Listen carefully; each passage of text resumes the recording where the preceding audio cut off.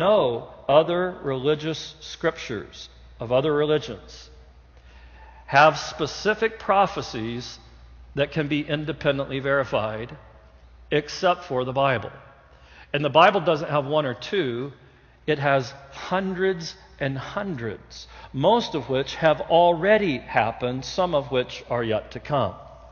I want to share with you two sets of prophecies today that I hope will really open your eyes and perhaps blow your mind a little bit. Because the first one seems obscure, but it's fascinating. It is the prophecies concerning Jesus. We can't look at all of them.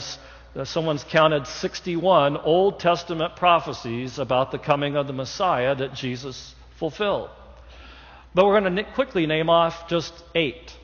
Here are 8 Old Testament prophecies. Bethlehem is named as the place of his birth in Micah 5:2. The very timing of his birth is mentioned in Daniel 9:25. The fact that it would be a boy born of a virgin is predicted in Isaiah 7:14. That he would be betrayed for 30 pieces of silver is told in Zechariah 11:12, including that the silver would be thrown into the house of the Lord in the potter's name. It's an incredible prophecy.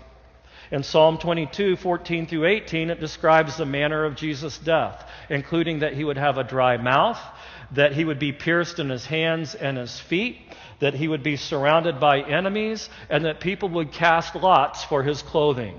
How could they possibly have predicted all of that? Those are specific prophecies within a prophecy. Also in Psalm 22:7 and 8, it predicts people's reaction to the death of Christ, including saying exactly some of the words they would say and the things they would do. And they did. Isaiah 53:9 predicts his burial in a rich man's tomb. Isaiah 53:11 and 12 predicts his resurrection from the dead after dying for our sins. Now, some people say, well, maybe Jesus, as a Jew, knew Jewish prophecy about the Messiah, and then he went around in life just trying to fulfill it by manipulating things so it looked like he was the Messiah.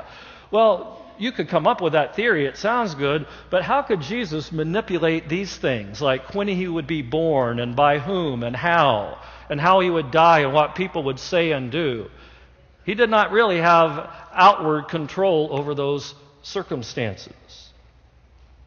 What are the chances of one man in history fulfilling just 8 prophecies this specific? I'm glad you asked. A mathematician has determined that it would be 1 in 100 quadrillion. So if you're writing the number down, you need to write 100, put a comma, 3 more zeros, another comma, 3 more zeros, another comma, 3 more zeros, another comma, 3 more zeros, another comma, and 3 more zeros. Mathematically, the chances of just 8 specific prophecies being fulfilled by one man in history, a mathematician has said, is 1 in 100 quadrillion. Let me bring that even more to life. Have you ever been to the state of Texas?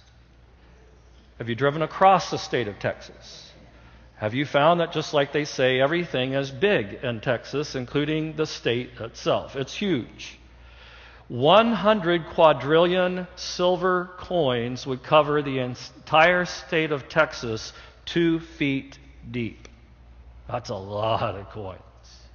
Now, let's say you went and secretly found one of them and didn't tell anyone where it was, and you pulled out a Sharpie and you made a big black X on one of them, and then you took it wherever you wanted in the state and you hid it and mixed it in thoroughly and didn't tell anyone, and then you got a volunteer to put a blindfold on them and told them, now I want you to walk as long as you want, far and wide across the state of Texas, but you can't see, and whenever you stop and you feel like it, reach down and pick up just one coin.